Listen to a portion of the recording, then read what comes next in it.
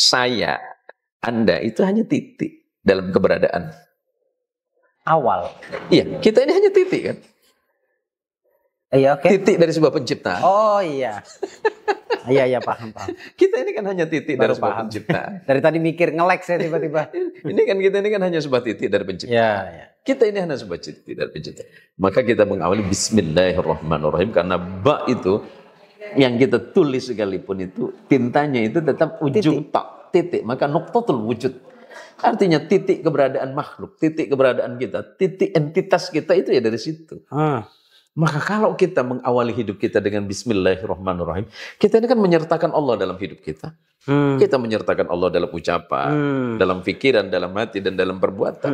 Kalau orang itu sudah ada penyertaan Allah dalam hidupnya tenang. Ya Allah, kenapa saya belum kaya? Loh, saya ini udah kaya. Kenapa? Karena saya bersama Allah yang maha kaya. Iya. Saya kasih contoh yang paling mudah. Malam ini saya agak tenang nih. Minum kopi di sini. Karena ada Gus Barajanya yang mau bayar. THR aman. Saya paksa ini upload besok ya. THR aman teman-teman. Kan gini kan. Ada nggak orang di dunia ini yang merasa gelisah dengan hari esoknya? Banyak. Ya kenapa harus gelisah?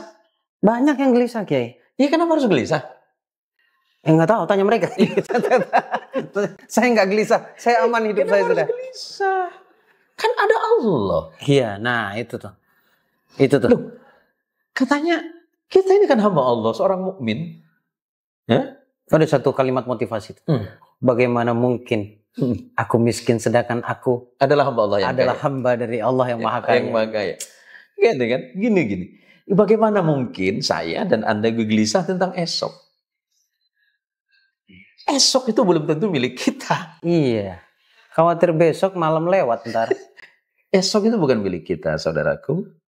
Yang milik kita hanya ya detik ini saja. Yang milik kita yang detik ini saja dan yang ada saat ini bersama kita. Itu baru milik kita. Itu baru milik kita. Karena detik berikutnya kan yang ini bukan milik kita lagi. Bukan.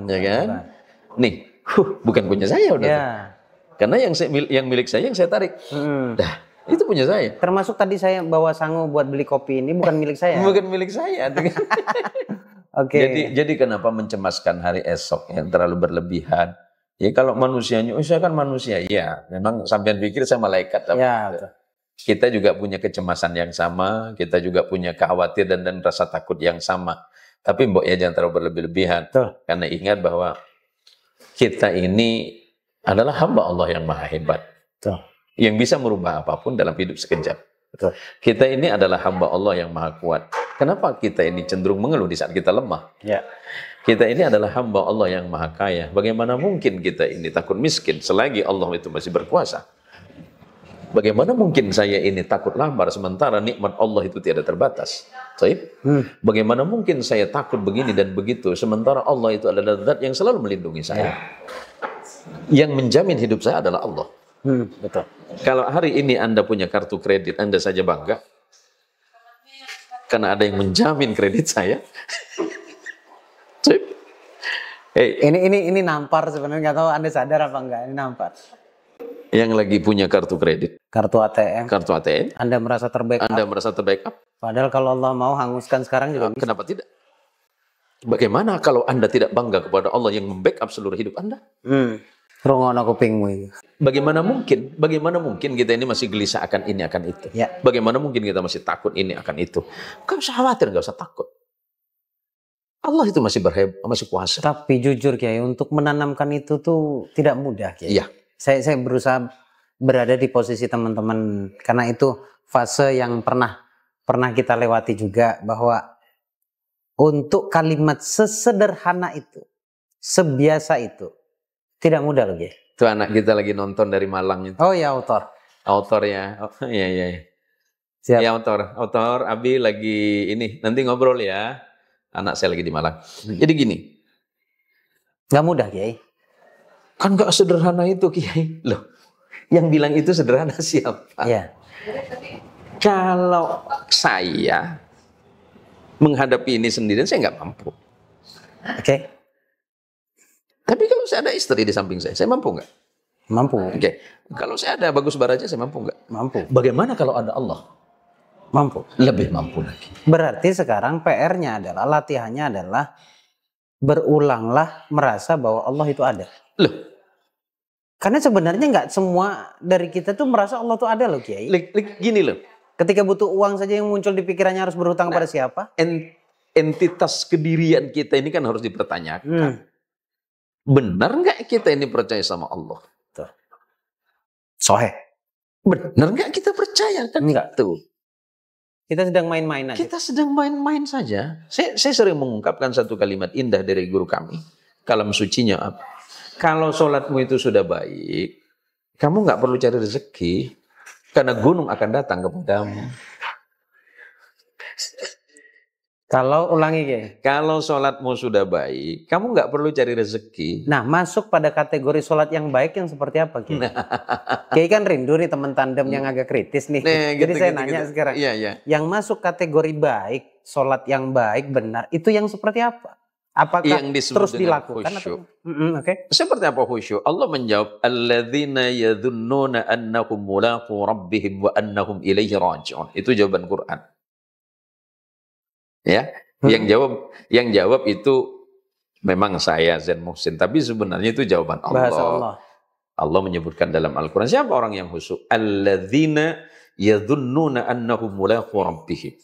Orang yang khusyuk itu ketika salat dia merasa sedang betul-betul berhadapan dengan Allah. Rasa berarti. Iya, artinya kan begini. Kita ini kan salat tapi tidak ngerasa salat. Tidak ada percakapan yang intens. Tidak ada pertemuan mesra. Tidak ada pertemuan agung. Loh, kalau orang itu merasa sholatnya ada pertemuan agung dengan Allah Rabbnya, dia berbahagia. Dia bangga. Bukan bangga kepada sholatnya. Bangga karena diterima sebagai hamba Allah. Bukan bangga kepada sholatnya. Bangga sebagai hamba Allah. Bagaimana kita ini tidak bangga sebagai hamba Allah?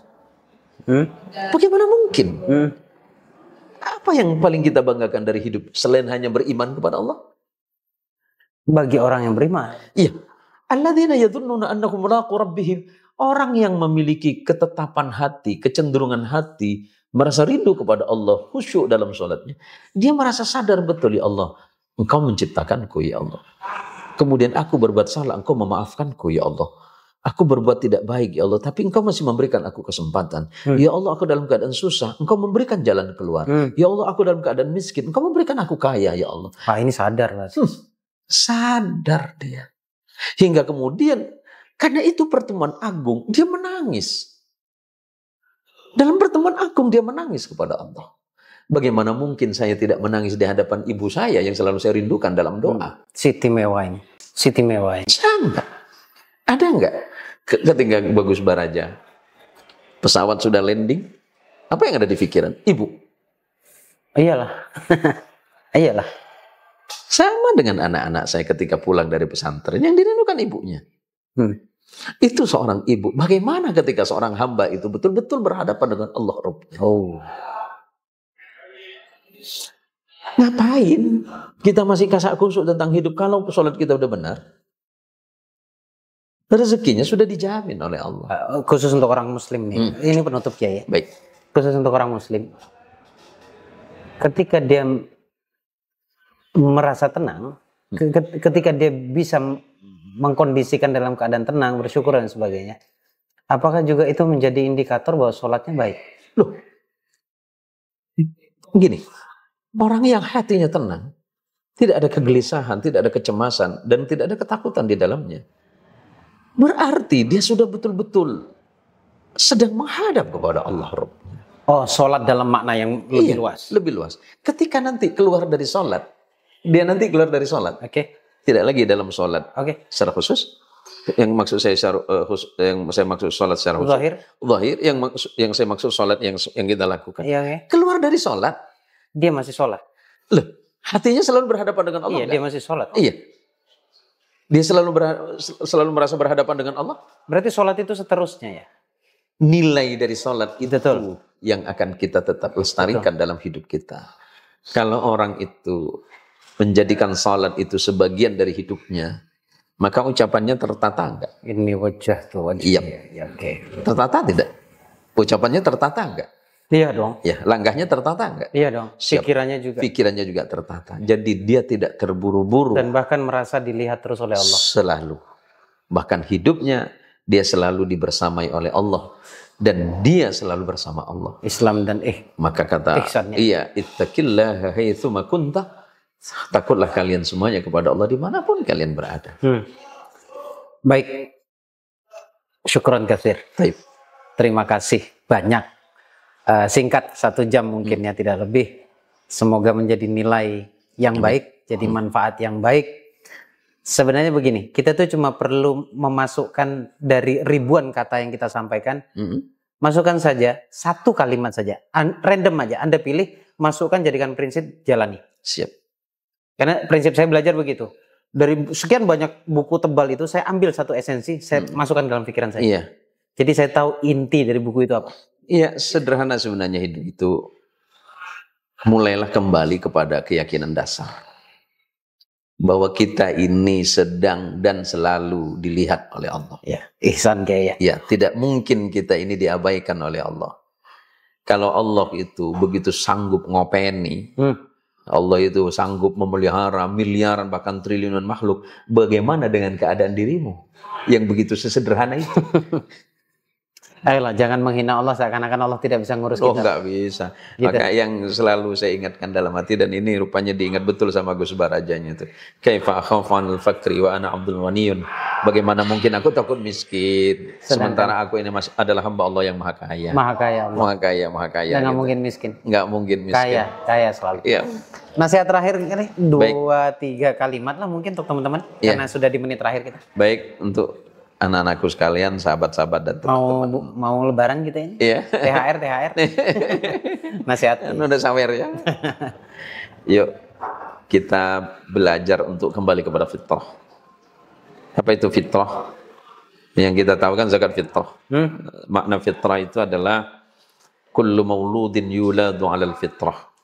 Setiap manusia itu dilahirkan dalam keadaan fitrah, suci, tidak membawa dosa. Kemudian dalam hadis yang lain, dalam hadis qudsi, inni khalaqtu ibadi hunafa'a faja'atuhum asyayatin wajatalathum an dinihim wa haramat ma ahlaltu lahum. Sungguhnya aku ini menciptakan kalian semuanya itu bersih, katanya. Suci, bersih kita ini, suci, netral, bening ya. Sampai kemudian persoalan-persoalan hidup, sampai kemudian ada perjalanan hidup yang semacam ini menjadikan kita ya seperti ini. Maka Allah menginginkan kita kembali kepada titik nol itu. Irji ya. Irji ilallah, kembalilah kepada Allah. Baik, terima kasih Kiai. Sampai ketemu di setelah Lebaran insyaallah. Insyaallah. Selamat berbahagia buat teman-teman semuanya. Semoga bermanfaat. Amin. Saya Bagus Baraja. Minal aidin wal faizin. Iya, minal aidin wal faizin. Taqabbalallahu minna wa minkum. Mohon maaf lahir batin. Terima kasih Gus Baraja. Terima kasih kembali Kiai. Kita pamit Kiai ya. Baik. Ya, assalamualaikum warahmatullahi wabarakatuh. Waalaikumsalam warahmatullahi wabarakatuh.